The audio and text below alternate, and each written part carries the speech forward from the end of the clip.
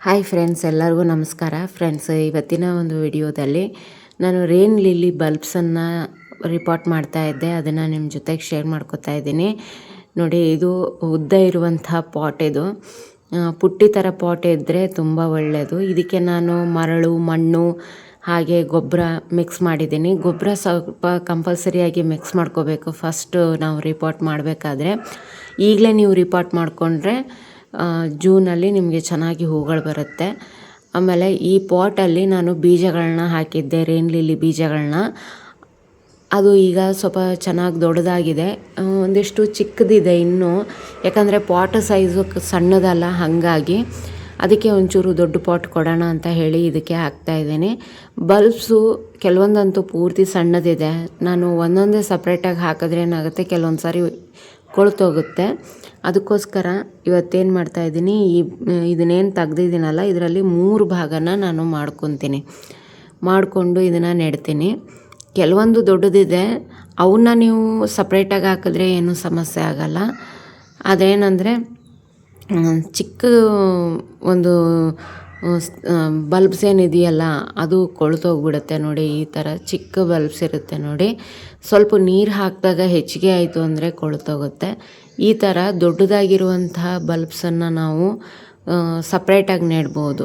ಇದಕ್ಕೆ ಏನೂ ಸಮಸ್ಯೆ ಆಗಲ್ಲ. ಎಕ್ಸ್ಟ್ರಾ ಇತ್ತು ಅಂದರೆ ನೀವು ಒಣಗಿಸ್ಕೊಂಡು ಎತ್ತಿ ಕೂಡ ಇಟ್ಕೋಬೋದು, ಅದು ಕೂಡ ಏನೂ ಇಲ್ಲ. ನನ್ನ ಹತ್ರ ಒಟ್ಟು 4 ವೆರೈಟಿ ಇದೆ. ವೈಟ್, ಪಿಂಕ್ ಮತ್ತು ಡ್ವಾರ್ಫ್ ವೆರೈಟಿ ಪಿಂಕ್ ಒಂದಿದೆ, ಅಂದರೆ ಹೈಬ್ರಿಡ್ ಪಿಂಕು, ಮತ್ತು ಇದು ಯೆಲ್ಲೋ ಒಂದಿದೆ. ನಾನು ಯೆಲ್ಲೋ ಕಲರ್ದು ಬೀಜನ ಮಾಡ್ಕೊಂಡಿದ್ದೆ, ಯಾಕಂದರೆ ಯೆಲ್ಲೋ ಕಲರ್ ನನ್ನ ಹತ್ರ ಜಾಸ್ತಿ ಇರಲಿಲ್ಲ. ಬೀಜ ಹಾಕಿದ್ದೆ, ಆ ಬೀಜದಿಂದ ಬಂದಿರುವಂಥದ್ದು ಇದಿಷ್ಟು. ನಾವು ಬೀಜದಿಂದ ಹಾಕಿದ್ರೆ 1 ವರ್ಷ ಬೇಕು ಹೂ ಬರೋದಕ್ಕೆ. ಇದರಲ್ಲಿ ಸ್ವಲ್ಪ ಟೈಮ್ ಜಾಸ್ತಿ ಹಿಡಿಯುತ್ತೆ. ಬಲ್ಬ್ ತೊಗೊಂಡು ಹಾಕಿದರೆ ತುಂಬ ಬೇಗನೆ ನಮಗೆ ಹೂಗಳು ಬರೋದಕ್ಕೆ ಶುರುವಾಗುತ್ತೆ. ಆಮೇಲೆ ನೀವು ಪುಟ್ಟಿನಲ್ಲಿ ಹಾಕಿದ್ರೆ ಇನ್ನೂ ತುಂಬ ಒಳ್ಳೆಯದು, ಸ್ವಲ್ಪ ಜಾಗ ಜಾಸ್ತಿ ಸಿಗುತ್ತೆ. ಸದ್ಯಕ್ಕೆ ನನ್ನ ಹತ್ರ ಅದಿರಲಿಲ್ಲ, ಹಾಗಾಗಿ ನಾನು ಈ ಪಾಟಲ್ಲೇ ಹಾಕ್ತಾಯಿದ್ದೀನಿ. ನೋಡಿ, ಈ ರೀತಿಯಾಗಿ ನಾನು 3 ಮಾಡ್ಕೊಂಡಿದ್ದೀನಿ. ಇದನ್ನು ನಾನೀಗ ಮಣ್ಣಲ್ಲಿ ಇಟ್ಬಿಡ್ತೀನಿ. ಸಪ್ರೇಟ್ ಪೂರ್ತಿಯಾಗಿ ಮಾಡಲ್ಲ, ಸಪ್ರೇಟಾಗಿ ಇನ್ನೊಂದು 2-3 ತಿಂಗಳು ಆದಮೇಲೆ ಮಾಡ್ಕೊತೀನಿ ನಾನು, ಮಳೆಗಾಲ ಮುಗಿದ ಮೇಲೆ. ಯಾಕಂದರೆ ಈಗ ಮಾಡಿದ್ರೆ ಅದರಲ್ಲಿ ಚಿಕ್ಕ ಬಲ್ಬ್ಸ್ ಇರೋದ್ರಿಂದ. ಈಗ ನಾವು ಗೊಬ್ಬರ ಹಾಕಿರ್ತೀವಿ. ನೆಕ್ಸ್ಟು ಏನಂದರೆ ಇದಕ್ಕೆ ಲಿಕ್ವಿಡ್ ಫರ್ಟಿಲೈಸರ್ಗಳನ್ನ ಕೊಡ್ತಾ ಹೋಗಬೇಕು. ಬಲ್ಬ್ಸ್ ಕೂಡ ಬೆಳೆಯುತ್ತೆ ಮತ್ತು ಹೂಗಳು ಕೂಡ ಅಷ್ಟೇ. ಮುಂದಿನ ತಿಂಗಳಿಂದ ಹೂಗಳು ಕೂಡ ಜಾಸ್ತಿ ಬರೋಕ್ಕೆ ಶುರು ಆಗುತ್ತೆ ಮಳೆಗಾಲದಲ್ಲಿ. ಕೆಲವೊಮ್ಮೆ ಈಗೂ ಬಂದಿರುತ್ತೆ ನಮ್ಮ ಮನೆಯಲ್ಲಿ ಪಿಂಕ್ ಕಲರ್, ವೈಟ್ ಕಲರ್ದು. ಇದು ಯೆಲ್ಲೋ ಕಲರ್ ಕೂಡ ಬಿಟ್ಟಿರುತ್ತೆ ಆವಾಗವಾಗ.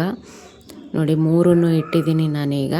ಚೆನ್ನಾಗಿ ಒಂದು ಸರಿ ನೀರು ಹಾಕಿಬಿಟ್ಟು ಡ್ರೈನೇಜ್ ಹೋಲಿಂದ ಹೋಗಬೇಕದು, ಆ ರೀತಿ ಚೆಕ್ ಮಾಡ್ಕೋಬೇಕು. ಯಾಕೆ ಅಂದರೆ ಇದಕ್ಕೆ ನೀರು ನಿಂತ್ಕೊಂಡ್ರೆ ಬಲ್ಬ್ಸ್ ಇರೋದ್ರಿಂದ ಬೇಗ ಕೊಳ್ತೋಗುತ್ತೆ. ಅದಕ್ಕೋಸ್ಕರ ಡ್ರೈನೇಜ್ ಹೋಲನ್ನು ಒಂದು ಸರಿ ಚೆಕ್ ಮಾಡ್ಕೊಂಬಿಡಿ.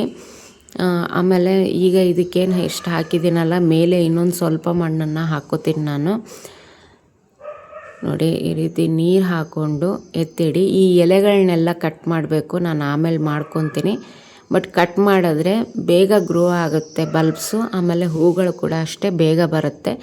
ಎಲೆಗಳನ್ನ ಅದೊಂದು ಕಟ್ ಮಾಡ್ಕೋಬೇಕು. ನಾನು ಅದನ್ನು ವಿಡಿಯೋ ಮಾಡಿಲ್ಲ ಕಟ್ ಮಾಡೋದನ್ನು, ಹಾಗಾಗಿ ನೀವು ಕಟ್ ಮಾಡ್ಕೊಳ್ಳಿ. ಇನ್ನು ತನಕ ಯಾರಾದರೂ ರಿಪೋರ್ಟ್ ಮಾಡ್ಕೊಂಡಿಲ್ಲ ಅಂದರೆ ನೀವು ಈಗಲೇ ರಿಪೋರ್ಟ್ ಮಾಡ್ಕೊಳ್ಳಿ. 1 ತಿಂಗಳು ಟೈಮ್ ಸಿಗುತ್ತೆ ನಿಮಗೆ. ಆವಾಗ ನಿಮಗೇನಂದರೆ ಜೂನಲ್ಲಿ ಚೆನ್ನಾಗಿ ಹೂಗಳು ಬರೋಕ್ಕೆ ಶುರುವಾಗುತ್ತೆ, ಜೂನಿಂದ ಆಗಸ್ಟ್ ತನಕ. ಈ ವಿಡಿಯೋ ಇಷ್ಟ ಆದರೆ ಲೈಕ್ ಮಾಡಿ.